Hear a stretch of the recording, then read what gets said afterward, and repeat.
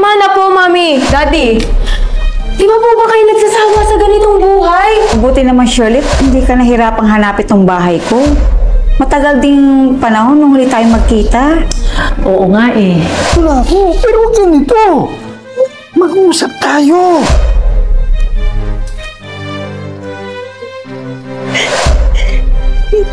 You don't deserve kahit anong emosyon, Anton. Salamat anak at tapos ng school mo, bakasyon ka na. Makakapunta na tayo sa beach. Di ba, Han? Nasa business trip ako next week. Kung gusto mo, bibigyan ko na lang kayo ng pera ng anak mo. Tapos pumunta kayo kung saan nyo gusto. Palagi ka nalang nasa business trip? Palagi ka wala dito sa bahay Ay, nako. Di ka ba naman magbigay ng panahon at oras dyan sa anak mo? Palaging wala. Nandito naman ako ngayon Para kanina ba itong ginagawa ko? Mami, Daddy, tama na po. Okay lang po sa akin kahit di na po tayo mag-beach. Kontento na po ako dito sa bahay. Mabuti pa yung bata. Marunong makontento. Ikaw, nasa iyo na lahat ng luho. Punta ka pa ng puta. Hindi rin naman luho ang kailangan namin yung luho at pera mo Kailangan din namin yung panahon mo. In the first place, Shirley, alam mo nang hectic ang schedule ko dahil sa trabaho. Kung tutusin, alam mo na ang buhay ko.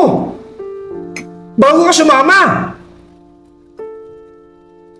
So, ang lagi kasalanan ko pa ngayon. Tama na po, Mami. Daddy, di ba po ba kayo nagsasawa sa ganitong buhay? Araw-araw na lang po kayo nagtatalo. Nakakasawa na po. Look what you've done. Ipreno mo kasi yung bibig mo. Dakdakan ng dakdak. Tinan mo. Ano na? Aba, basta to. Huwag mo ako talikuran! Kinakausap pa kita! Anton, bumalik ka dito!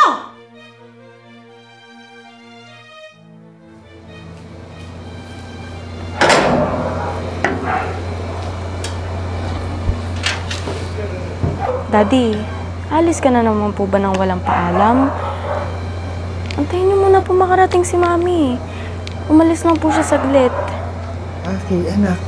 Alam naman niya na may business trip ako.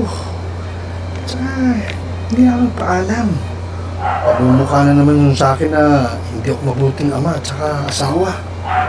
Dad, alam niyo naman po hindi totoo yan. Palagi niyo naman po kami sinusuportahan, di ba? Pero, Dad, gusto pa rin po kita makasama. Tulad noon. Yan mo. Babawi ako sa susunod. Pagbalik ko. Ha? Okay lang po, Dad.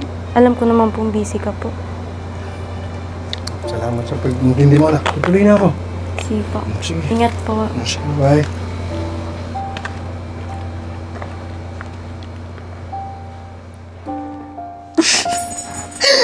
Hello. Si Daddy na yata kayo. Welcome back, Papa! Surprise! Hello po. Kamusta naman po yung business trip niyo? Okay naman. Mabuti naman, Shirley, hindi ka nahirapang hanapin tong bahay ko. Matagal ding panahon nung huli tayong magkita. Oo nga eh. Naisipan kong dumayo dito. Kasi, stress na ako sa asawa ko. Naku, hanggang ngayon ba naman? Siya pa rin ang pinoproblema mo? Kasi, napapadalas lagi ang business trip niya. Naaawa naman ako sa ko na pinagkakaitan niya ng oras niya. Ganyan din ang asawa ko eh. Pero iniintindi ko na lang. Kasi alam kong pagod siya sa trabaho. Tsaka ginagawa niya ang lahat para masustentuhan kami mag-ina. Kayo dito ng mami mo, kamusta? Okay naman po kami. Actually, andun po siya sa office niyo po. May bisita po siyang dumating eh. Bisita? Sino bisita? Hindi ko po masyado kilala eh. Pero sabi niya po nakilala niya daw po sa Malong. Nagpunta po siyang Manila para bisitahin ka. Mukha nga po, miss na miss po nila yung isa't isa eh. Parang tagal po nilang hindi nagkita. tawagin mo. Sabi mo nandito. Sige, wait lang po, Daddy ah. Okay. Hindi sapat sa akin ang sustento lang. Mahalaga sa akin ang oras para sa isa't isa. Aba, umiidad na kaming ganito na hindi man lang kami nakakapag-banding ng pamilya. Huwag kang mag-alala. Darating din ang panahon na kapag nakapag-retiro na siya, may bibigay na rin niya ang lahat ng oras sa inyo. Ay naku, sana nga. Mama, andito na po si Papa. Aba, napaaga yata ng uwi ngayon. Siya, sige at lalabas na kami. Tara, friend. Papakilala kita sa asawa ko. Ay, sige, friend.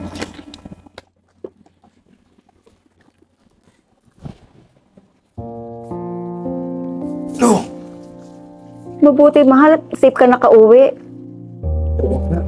Siya nga pala. Mahal, si Shirley, kaibigan ko. Shirley, si Anton, asawa ko.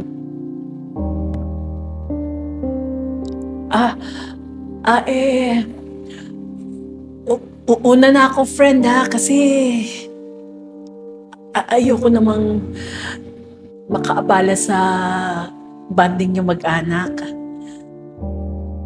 Sabayan mo na muna kami kumain, friend. Hindi na. Nakakaawa kasi din yung anak ko nag-iisa sa bahay. Tsaka malayo-layo rin ang biyabiyahin ko. Una na ako, friend, ha? Diyan ka na.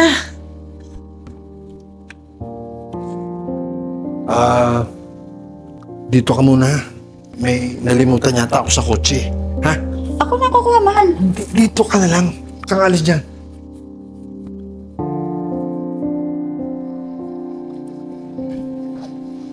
Han, sandali lang.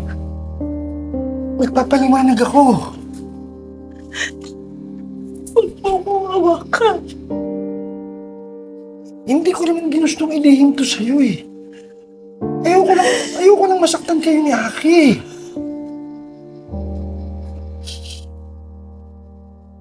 Maliwanag pa sa buwan. Nakita ko. Hindi ko kailangan maliwanag mo. Aalis na ako. Sandali. Han! Sapalin mo na ako. Murahin mo na ako. Pero huwag ganito. Mag-uusap tayo.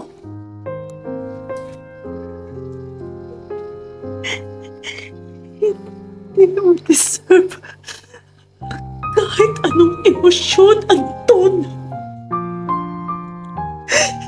Kaya ba laging wala ka sa bahay? Kasi andito ka. Mali. Hindi dapat yun ang tanong ko eh. Sino pa talaga sa aming dalawang legal? Sino? Sino ba ang dapat may karapatan sa'yo kapag ibinurol ka na?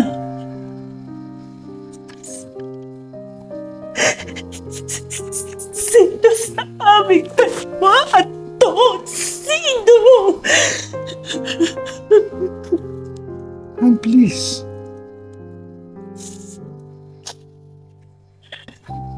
Ayoko malaman ni Aki to. Huwag mo sasabihin sa kanya. Ayoko siyang masaktan. Han, papawi ako. Pangako. Huwag mo lang sasabihin kay Aki ito. Ayoko siyang masaktan.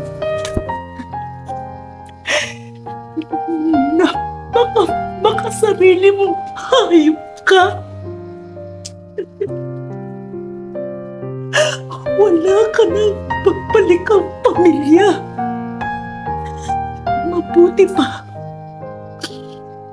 Dito ka na lang. Sa kanila ka na lang dahil maintindihan ka ni Wilma. Pero ako, hindi kita maintindihan. Nakikiusap ako. Huwag mong ipagkait sa akin na pagkakataon na makapagpaliwanag sa inyong dalawa ng anak natin. Hindi kita mapapatawad, Anton. After all those years, nagsinungaling ka sa akin. Ipinagkait mo sa amin ang anak ko. Huwag na ako, Anton. Huwag na sa akin. Pero kay Ake, hindi ko makakayanan na ang inosenteng anak ko, siya ang pinakamasasaktan.